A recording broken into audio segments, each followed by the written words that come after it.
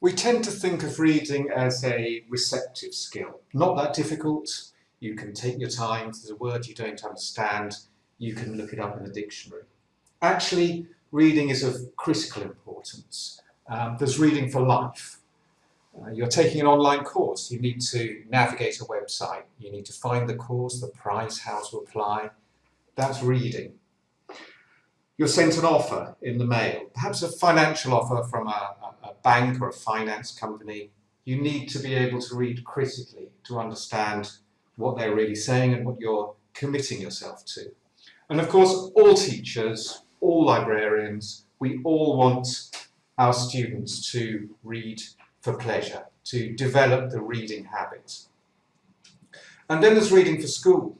I think it's true to say that all English language exams have a reading element. So that's why we call our programme active reading, because we want to encourage students to take an active approach to the reading skill. So here we are on the active reading homepage on the Clarity English website, and I'm going to scroll down to the demo and let's take a look at active reading. So here's the homepage. The programme runs at 6 levels, from elementary, A2, all the way up to advanced, which is at C1.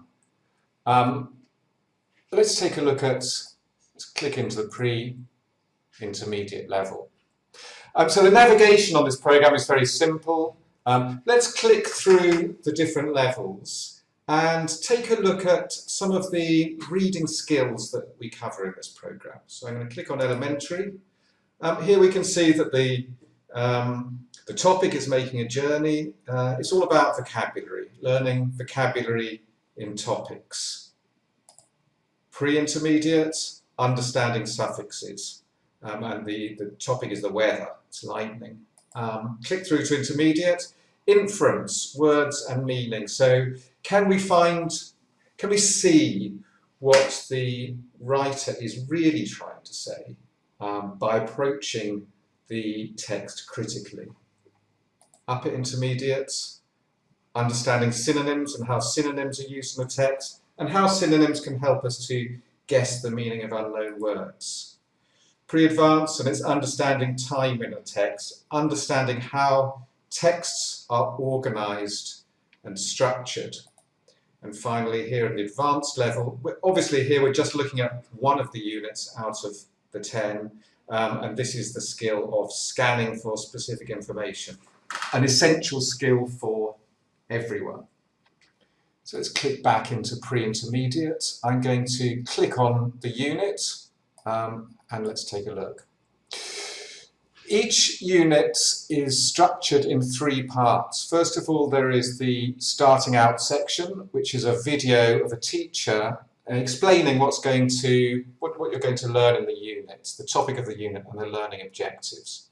Then the practice zone, which is where you will find the interactive exercises. And finally, the resource bank, which is a repository of PDFs and other information that you can download, as well as having follow-on materials, which we've recently added. Let's start by clicking to watch the video.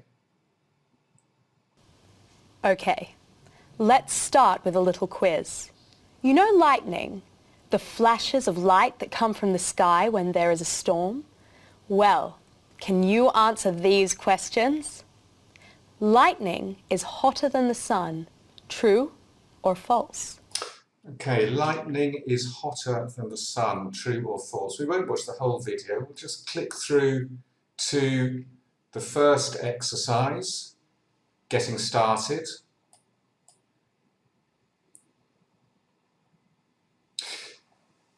So this is a simple screen that tells you what you're going to achieve in the unit. So yeah, we're going to start with a short quiz. We're going to look at vocabulary, specifically how we can use suffixes to improve or expand our vocabulary. Finally, we're going to get out onto the internet. So let's start by downloading the worksheet. Okay, this is a pre-reading exercise which is going to stimulate the students, motivate them to read the text in the next activity. So here we are, question 4. Lightning is hotter than the sun. What do you think, true or false? Lightning hits more than 500,000 people every year. True or false? So pre-reading exercise, go through. You're not expected to know the answers, but you can confirm or correct your choices in the next exercise. So I'm going to click on next at the top here. And here we have the main text of the unit. Okay, so we can read this or we can listen to it at the same time. Here are the instructions. Read the article below, but do not look at the questions on the right. Then read the article again and answer the questions. I'm going to click on the audio and I'm going to listen to the text while I read it. Struck by lightning. It's a rainy day in Jackson, Florida. David Barnes, a telephone company engineer, is mending a telephone line. Suddenly, he jumps backwards.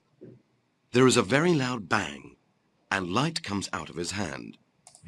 Okay, why is it useful for us to listen to the text? Well, let's look at 3 reasons. First of all, you can hear how the speaker groups the words into sense groups, which helps you with the understanding of the text. You can hear that the speaker, the reader, stresses the important words in the text, the meaning words, the content meaning words. And you can also listen to words that are new to you. So as we all know, spelling in English is a bit of a nightmare, very difficult to know how a word is pronounced from the spelling. So when we hear it, that just adds another element to our understanding of the vocabulary. Once we've read the text, we can go to the questions. So here's the question we looked at before. Lightning is hotter than the sun. True or false? I'm going to say false. Okay, I'm wrong. So let's look across. How hot is lightning? Scientists say that it is 3 times hotter than the sun. Wow. Okay, so I can relate the answer here to the text. I'm integrating it into the text. So we can see that I've integrated the initial worksheet, then this exercise and the text itself. When I've finished, I can click on marking, can get the answers, and I can click on feedback for all of the questions. Okay, now I'm going to click forward. Okay, so that's your comprehension activity. Now this is the reading skill that we're looking at, which is suffixes, vocabulary skill. So here's the equivalent of the teacher input. This is the teacher input, and the concept of suffixes is explained in very simple terms and very simple vocabulary. So although we're looking at students at a B1 level, here we're looking at pretty much A1 words. Study, student, slow, slowly, sun, sunny. Okay, a simple concept. Let's move forward and look at how it works in practice. So we've got the words down in the exercise part of the screen, and we've got the suffixes at the top. And what's nice about this exercise is that we're actually physically putting them together. So rain, rainy. You may notice that these sentences come from the text we've just looked at. Back, backwards, sudden, suddenly. Okay, let's get marking. We won't do the whole exercise. Let's see the answers. And once again, we can listen to the correct answers. Rainy. It was a rainy day in Jackson. Okay, this time let's go a step further and actually listen and record ourselves. We're going to listen one more time. Rainy. It was a rainy day in Jackson. And now I'm going to record myself. Rainy. It was a rainy day in Jackson. Listen. Rainy. It was a rainy day in Jackson. And now I'm going to listen to this. Rainy. It was a rainy day in Jackson. Okay, not bad. Okay, let's click on feedback, and I'm going to get the same information expressed in different ways. So I've got it here in kind of grammatical terms. Use OUS, change a noun to an adjective. But if I'm not the kind of person that responds well to this sort of grammar terminology, I've got the examples here. She has fame. She's famous. She's very slow. She walks very slowly.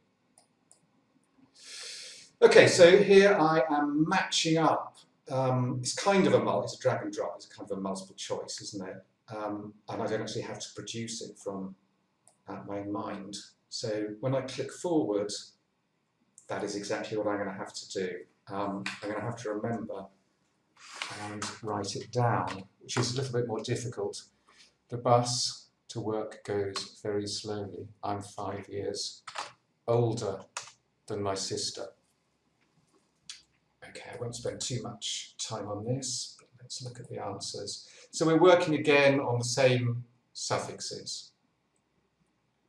And finally, something a bit freer. It's very easy to look on these activities as a kind of academic exercise, but actually we want this to be very practical. So we want to get our students out into the real world of authentic English. So here we want them to use the internet to find out what the weather is like today in different places. So I like the BBC weather channel, so I'm going to click on that. Obviously now, once I get here, probably the very first thing I'm going to do is click on my own hometown where I live, just because it's useful to know the weather. So, we are. Okay, and that's going to tell me the weather for the next few days, and it's also going to show me some real authentic vocabulary here. Now I've got light rain showers and a gentle breeze. Okay, I probably don't know what a gentle breeze is, but I've got real authentic motivation to find out. This is something really immersing students here in the language. It's a great way of encouraging them, motivating them to learn new vocabulary. And to get into an authentic English environment without leaving their desks. Okay, so we're hoping they're going to write some sentences. That's the activity. But anyway, they can use this exercise in different ways to improve their English and to motivate themselves.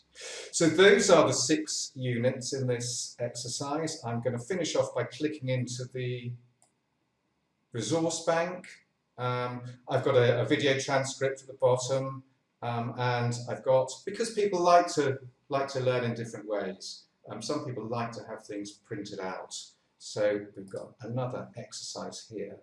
Same topic, same reading skills. This is about freezing rain. So I can print this out and fill it in on paper and then use the answer key to mark it. Or I can hand it in if my teacher wants to see it. So meanwhile, while I am going through this, the software, the program is monitoring everything I'm doing, and so I can click on progress reports. It's going to show me a range of different things, the percentage of each unit that I've covered. It's going to compare me and everybody else using the program, and so on. And then I can get a certificate at the end. Now, if you're a teacher, you can access this and see what your students are doing. You can generate reports for individual students and for groups of students.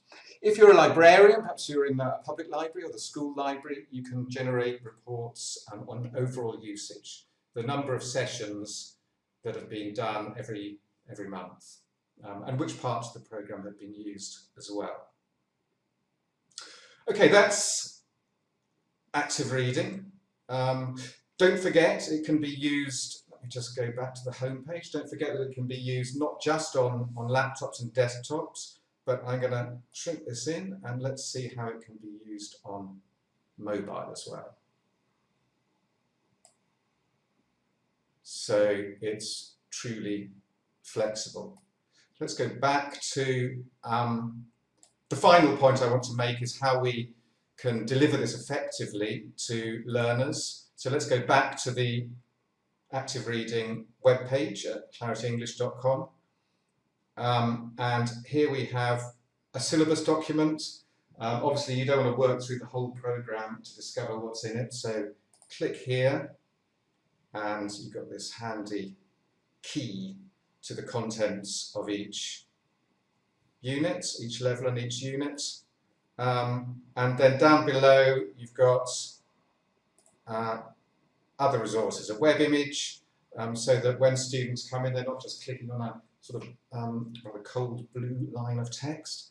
They have an image, more attractive image to click on. Flyers that you can leave on the library counter for people to pick up so they know where to access the programme. Posters to put up on the wall. So that is an overview of a snapshot of active reading. As always, if you have any questions, you're most welcome to contact us. Simply send an email to info@clarityenglish.com.